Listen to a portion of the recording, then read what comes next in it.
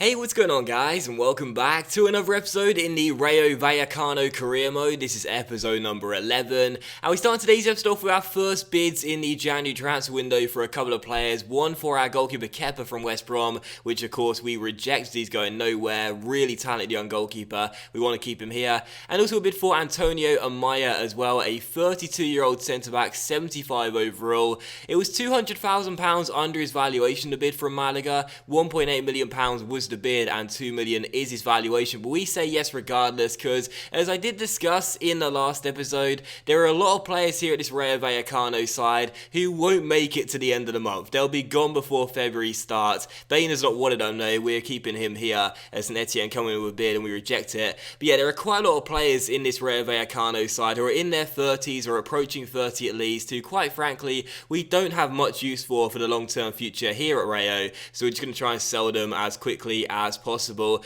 But also we will try and buy some players as well, and as you can see we start today's episode off by also pursuing some left backs too. Hermosa, Duarte, Varela and Marin as well. We put in straight swap bids here with Razovan Rat, our Romanian left back, and we shall wait and see what these four sides say. And also put in bids as well for Preciado and Konate, two strikers here who we looked at in the summer transfer window before eventually settling on Ioza Perez. Straight swap bids with Miku, and we shall wait and see what these clubs say. The chances are they'll reject these bids, but we will wait and see what they say. They might possibly come back to us and say they still like the player, but they want some money as well. I guess we just have to wait and see. And also Akieme, one of our young left backs here, 18 years old, 60 overall, is going to go and join Sheffield United on a 2-year loan at Bramall Lane. So yeah, the theme of the January transfer window really with Rayo Vallecano in this career mode, in this first January transfer window, is going to be all about the sales. You know, not really buying players, but selling players. And I did briefly discuss it in the last episode, but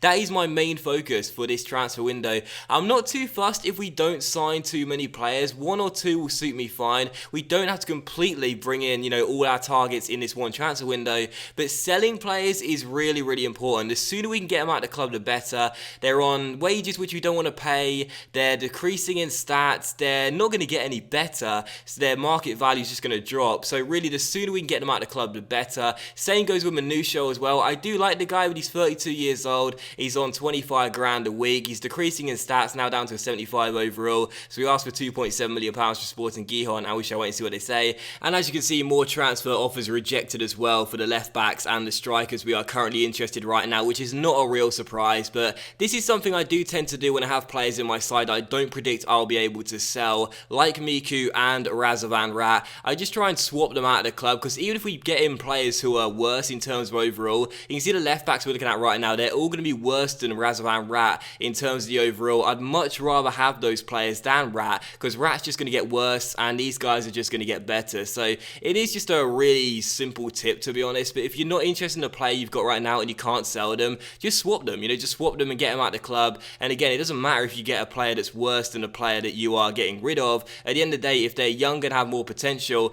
that's the most important thing. So you know that in years to come they'll grow and be far better. It's an investment basically, and that's the way you've got to look at it. But still, following as you can see right here, we finally did get a bid accepted along with Razovan Rav, £800,000 from Real Valladolid for Mario Hermoso, who I do believe is actually on loan from Real Madrid in real life. 20 years old, 69 overall left back. Looks pretty decent. He's very, very quick, got a decent cross stat on him as well. And for a 69 overall left back, I'm quite surprised how low his rating is. As you can see, Sporting Gijón came back to us here regarding Manusho. £100,000 less than his valuation, but we just said yes, because as again, I did mention a minute ago there, this guy's just going to get worse. 32 years old, he's already decreased one rating, and I'm sure that rating will continue to drop. So yeah, for Hermoso as well, we offer him a contract, and we shall wait and see what he says. And again, I do believe he's on loan from Real Madrid in real life, but in the game, a permanent Real Valladolid player. And also some more rejects here, one from Preciado from Deportivo Cali, as we go in search of this striker. Don't predict this deal will come off, because they just don't want to get rid of the guy like we saw in the summer. We shall have to wait and see regardless.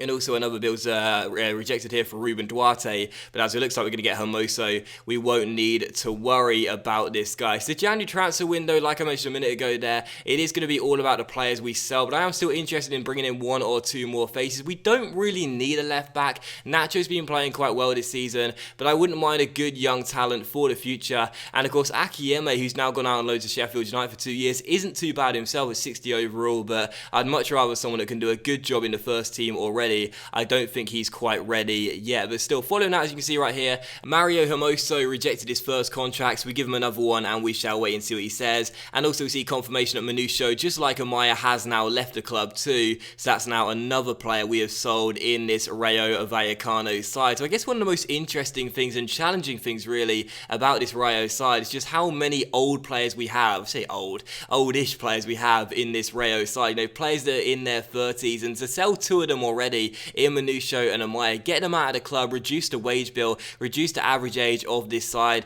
It really is very important to me, because if you watch me, build teams before, I do tend to take over teams like this in most of my series. The way I tend to do it really is just to try and reduce the average age of the side straight away, and with Rayo it's no exception. The only difference is with Rayo, there are just so many old players here at this club, and the quicker we can get them out of the club, the better. So to see Manusho go, that's a little bit of a sad one, because I actually like Manusho in this side, but again, we do need to think about the future, and unfortunately, he's just too old for us, really. And for Amaya to go as well, it's good to know they're both gone now. We get some more money for them, and also improve the wage structure of the club as well, and we'll look for younger replacements for them as we go in search of more strikers and more centre-backs, and you'll see that in the next episode too. But still, after all that transfer business, we come into the first and only game of today's episode here, as we take on Valencia away from home at the Mestalla. I was going to do this game as a live commentary, but I do apologise for it not being live. I'll be completely honest, unfortunately, I was recording this episode last night and there was loads and loads and loads of noise outside my apartment,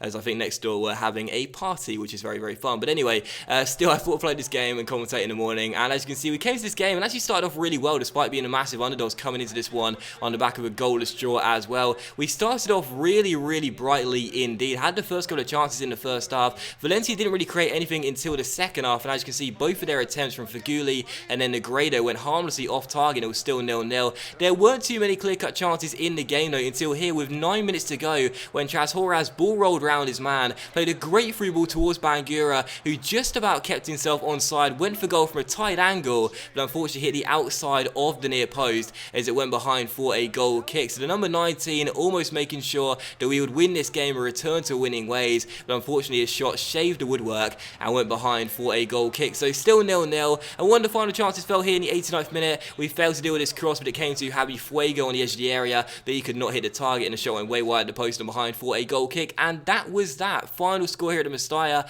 Valencia 0, Rayo Vallecano 0. Another goalless draw, back-to-back goalless draws, and that's also 3 games in a row now where we kept clean sheets too. So not too bad for us, really. 3 games undefeated and 3 clean sheets as well. Admittedly, it does mean it's now 2 games without a goal and also only 1 win in our last 4 games. But at the end of the day, you've got to look at the bigger picture right here. Taking on Atletico Madrid and beating them by 2-0, and then Espanyol, and then against Valencia too. 3 games where we've kept clean sheets, and 2 of these sides being really strong as well. I'm not too fussed about this whatsoever, and our form this season has been quite mixed, quite inconsistent, and as I've said a few times now, the first season with Rayo isn't going to be about European qualification or anything like that. I don't mind those sort of results whatsoever, and if we can finish in mid-table come the end of the season, that's what the board wanted, we'll be totally fine with that. So those results right there, they may not be the best to watch and the best to play, goalless draws, I'm certainly not going to deny that, but in terms of what it means for Rayo, it means that, we're clearly not pushovers. We're not pushovers. I may have inherited a fairly weak squad, but we're not that bad if we can get those kind of results away from home against really strong sides,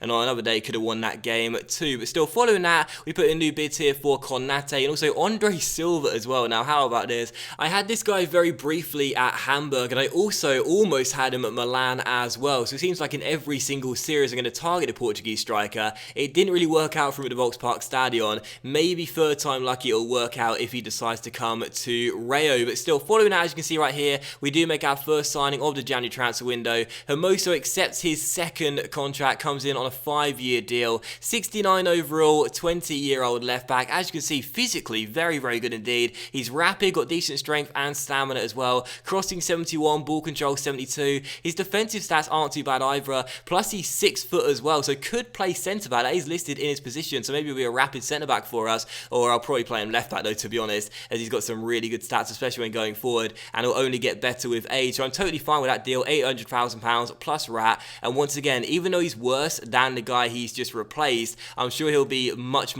better in the future, so I'm totally fine with those sort of deals. But following that, a new bid for Konate, and also as you can see right here, a bid came in for Miku from Deportivo of £1.4 million. That's 200 grand less than his valuation, but we still say yes, that's totally fine, as you want to get him out of the club, reduce the wage bill, reduce the average age of the side, and we shall wait and see whether he goes or not. And also the final thing you'll see here is us putting a new bid for Andre Silva, but I don't think he'll come to us, as 2 bids have also come in for him from Stuttgart and Ingolstadt, and he'll probably choose one of those German clubs instead. We'll have to wait and see though. He could still come here, but I doubt it very much. We'll probably have to look for other targets. But that will end today's episode in the Rayo Vallecano career mode as well, guys. So big thank you for watching. I really hope you have enjoyed it. If you enjoyed today's episode, then please do leave a like. Likes, of course, much appreciated, and it really helps the channel grow as well. Much love to you all. Have a fantastic Sunday, and I'll see you for the next episode in the Rayo Vallecano career mode, where hopefully we'll make some more signings too very soon.